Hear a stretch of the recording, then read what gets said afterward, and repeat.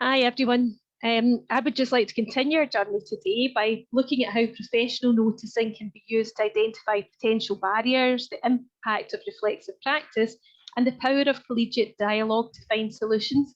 Gosh, I think we just had an amazing collegiate dialogue finding some solutions in that breakout room. It's amazing what you can do in 10 minutes when you all put your heads together. But this will be a scenario-based session, and we're going to focus on the barriers to placing outdoor play equipment. And this is one of the aspects of my current role that I'm often asked for advice. And sometimes it's easier than others to provide the appropriate answers, as what may work for one setting will absolutely not in another. And this is caused by many factors, a wee bit like what Ailey was telling us in her session. It can be the space itself, it can be the adults, or it can be the group of children you're working with. And I chose the two photographs in this slide just to show you what I really believe the best resource any establishment can have is a practitioner who wants to encourage every child to their full potential. It's not the picture postcard perfect piece of shiny equipment or the catalogue resources that cost a fortune. So first, let's consider how professional noticing can be used to identify potential barriers. If we look at how we observe and provide for children, we can see it in the health and social care standards. And I know this is more relevant to my early years colleagues than it is to my primary colleagues today. But in there, what we think about is how children make informed choices and decisions about the risks they take in their daily life, and how they're encouraged to take positive risks which enhance the quality of their life. And if we think about our curriculum for excellence, we probably focus a lot on health and well-being. And that's all about children having the opportunity to enjoy daily opportunities to participate in different kinds of energetic play, both outdoors and indoors. And it's part of the physical activity and sport organiser. But it's quite interesting because as we begin to drill down to the benchmarks, we discover there are none specific to this aspect. So if you're somebody who's really trying to find out a wee bit about what children are learning or stages of development, you just have to know a wee bit more about child development. And actually we ended up talking about the wonders of just having places where children can make on walls. And that's why every nursery has that big easel in their art area, just to develop certain muscles before they start to write. We know that we're often observing children's physical competencies, particularly related to kinesthetic awareness, balance and control, their coordination. And we also look at lots of things like gross and fine motor skills. And I recently had the joy of spending a few days at the start of the summer working in one of the wee rural schools in North Lanarkshire. And the nursery garden was out of commission for a couple of reasons. So the staff, instead of not taking the children outdoors, just found a really solution-focused alternative. And what they did was they made really good use of the school trim trail. And the children in this wee nursery had daily opportunities to climb, balance and slide. And one of the things that we're doing was sliding down a firefighter's pole. And you'll see them actually on the telly soon. They're coming up in a programme soon in this wee school. And one of the, Sean Batty was out seeing how amazing they were, a challenge they were doing. So what could be seen as quite a challenge for some 3-year-olds actually wasn't.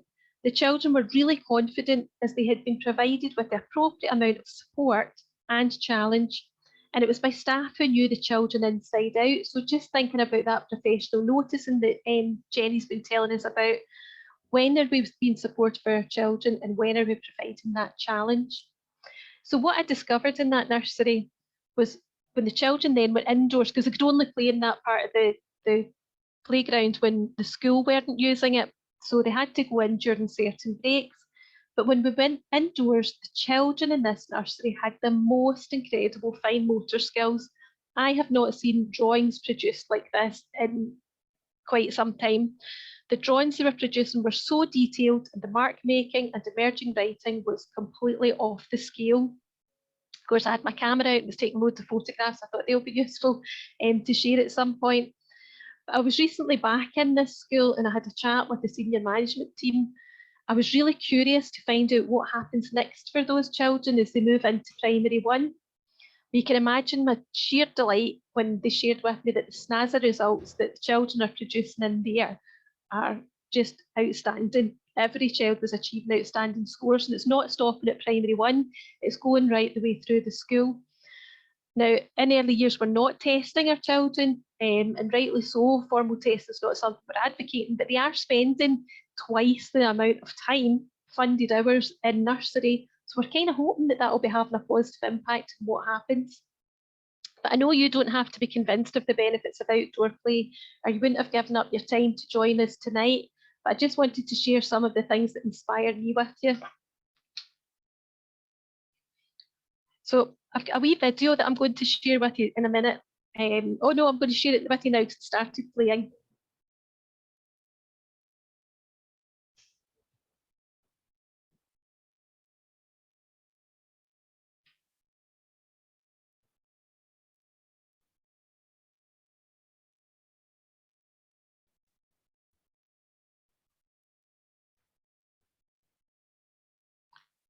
So in the video, you can see the children aren't using the lovely ladder or set of wooden steps that were placed carefully by the landscape gardener. They are choosing to climb up the mud at the side. Okay, so this was one of our nurseries. Oh gosh, my thing's just jumping. Okay, I'll leave it there just now. I don't know why it jumped on. Probably me, I probably clicked twice. So if we think a little bit about reflexive practice, we know that in Realising the Ambition, which is our national guidance document, it states that the benefits of risky play outdoors include helping children to build resilience, manage risk, and to know their limits. And I loved when Ailey shared the photograph of the wee one climbing underneath as if it was monkey bars he was using the ladder for. Who would have thought that a wee one of that age would have thought to do that with a ladder? But even the most uninspiring outdoor spaces can be transformed into a rich play environment creatively and inexpensively through the provision of loose parts play. And we were just chatting about where do you start with that. But instead of focusing on recreating indoor play areas outdoors, reflect upon the unique opportunities outdoor play affords for big movement and dynamic play. So it's about that running and climbing and all the things that children can do out there. And consider how fresh air, natural materials and areas for digging, growing and splashing in puddles can contribute to a child's learning and development in ways that could never be achieved indoors. Our outdoor environments can offer different surfaces, different levels, lots of natural features to explore, trees to climb and bushes to hide in. Different natural spaces can simultaneously ignite creativity and imagination whilst fostering a sense of well-being and calm. And I think that's what we forget sometimes. We've got children now maybe in an establishment for 6 hours. They need out. The adults need out as well. There's just something that happens to you when you get outside for a wee while. And advice from the Chief Medical Officer suggests that children under 5 should have 180 minutes of physical activity every day, including their outdoor play. So if you are in primary 1, remember some of your wee ones should be having that as well, because they're not 5 for quite some time. So the short video clip I showed was about how a slide completely transformed a garden. And I had been going to ask you to look closely about the learning you could see. And what I was hoping you would consider first was the space. And there were beautiful wooden stairs at the right side of the slide. Now, an adult designed this space and they were sort of advised, if you like, by early years people. But if you're an architect, a landscape architect, you've got a certain vision in mind and it doesn't always match what our wee children want. So the children chose not to use the stairs. And then if you consider the interactions, there was clearly an adult observing the children, but they didn't interact and they didn't interfere with the self-directed play. And it left a space for the children to interact.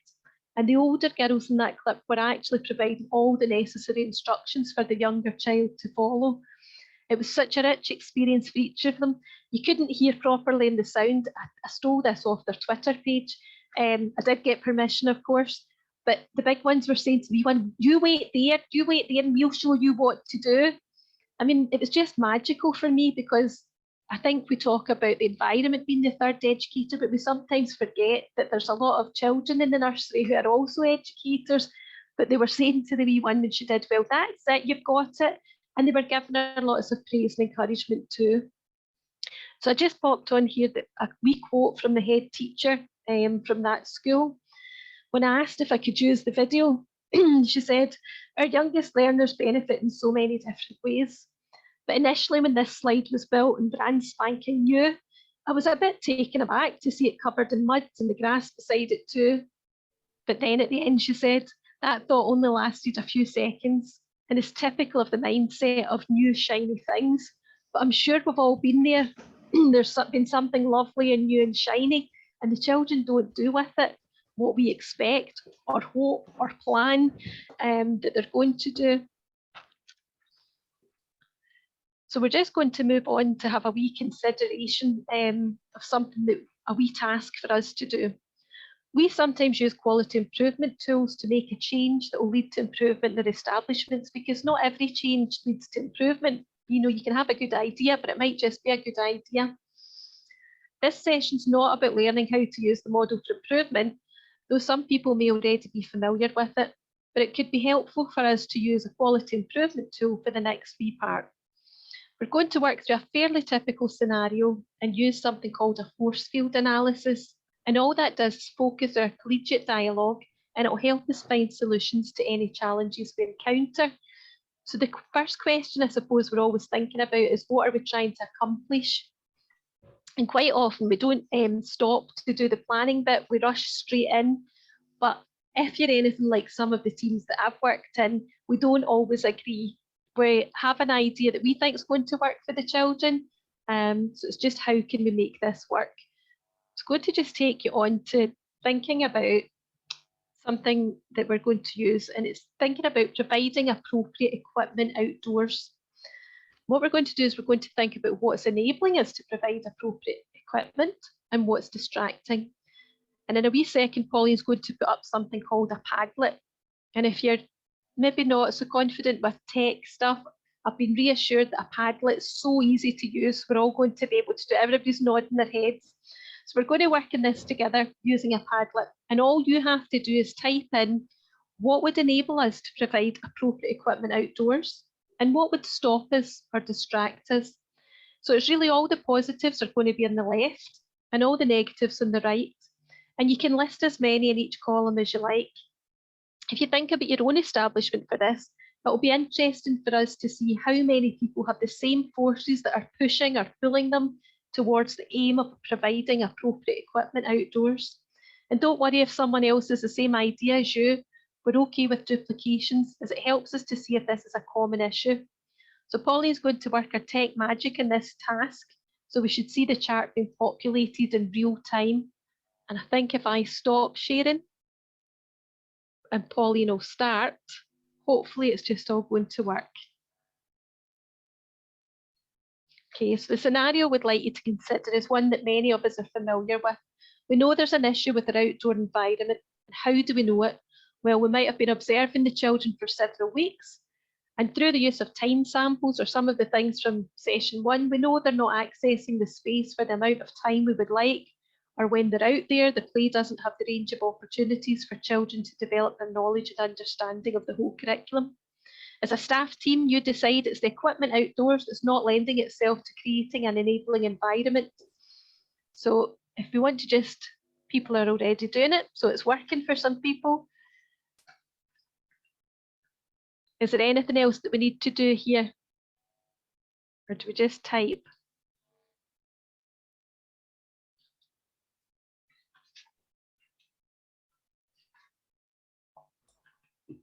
Okay, so this is great. We can start to see the things that are enabling us, our enthusiasm, things that distract us. Money can be tight, time, we're always up against it.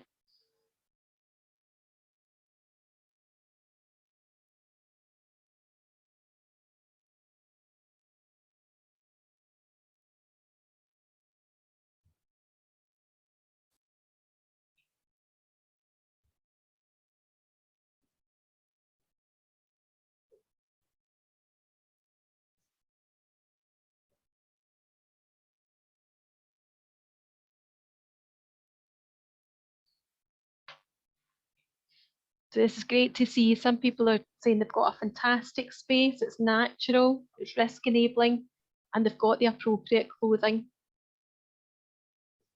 You've got people who want to be out there too.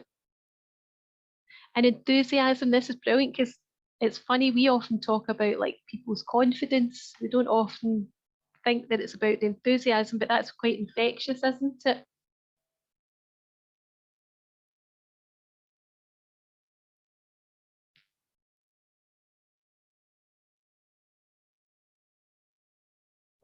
We'll just take a few minutes and let people populate this.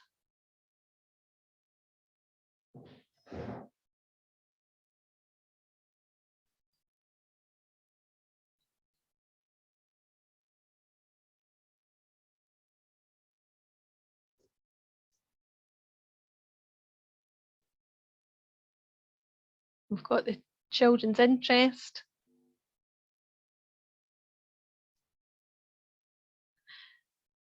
Okay, and the things that are distracting us from reaching this, getting outdoors, pupil clothing, absolutely. If children aren't warm and dry, they won't want to be out there. Clothing is expensive. And come on to risk assessments in the next part I'm going to share with you, because that's maybe something that worries people.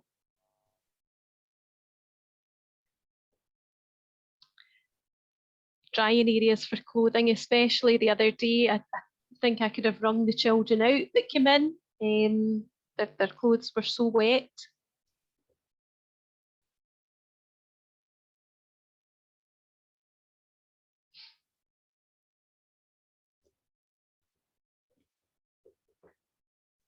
So if you were using this in your staff team, what's lovely about a wee force field analysis is that everybody has a voice, everybody can be heard. And what you would do as a team is you would try to take on board anything that's in your distracting us, things that are a challenge, but you have to come up with a solution as a team.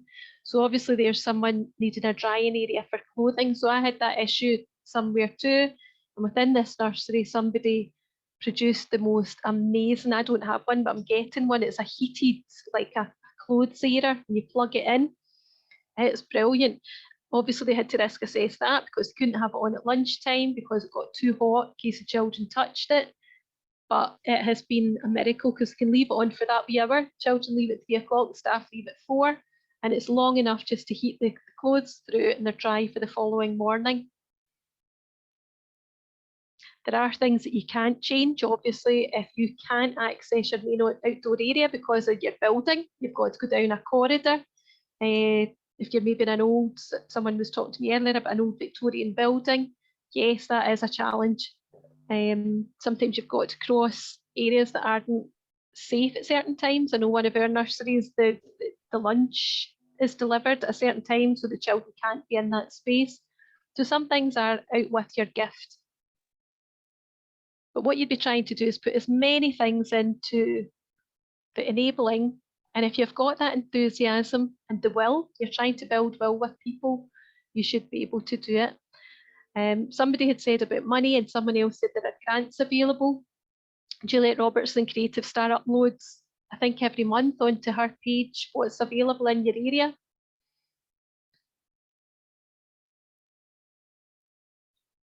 So Pauline, can people still populate that even if we go on to the next part? Yeah, so if you want to carry on with that, that's okay.